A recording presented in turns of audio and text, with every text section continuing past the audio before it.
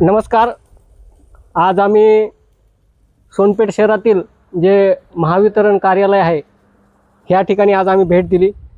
सोनपेठ शहरामध्ये किंवा सोनपेठ तालुक्यामध्येच नव्हे तर पूर्ण परभणी जिल्ह्यामध्ये महाराष्ट्रामध्ये आता सध्याचे जे अशा प्रकारे स्मार्ट मीटर प्रत्येकाच्या घरोघरी येऊन हे बसवलं जात आहे।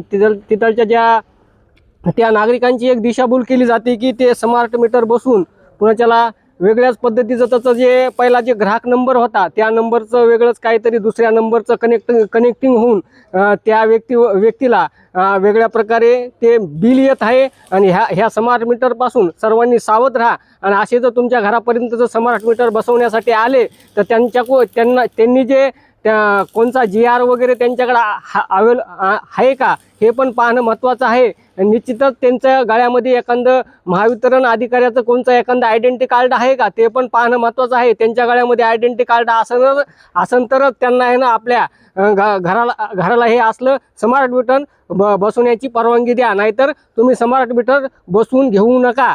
मी महादेव नरोटे, आपण पाहताय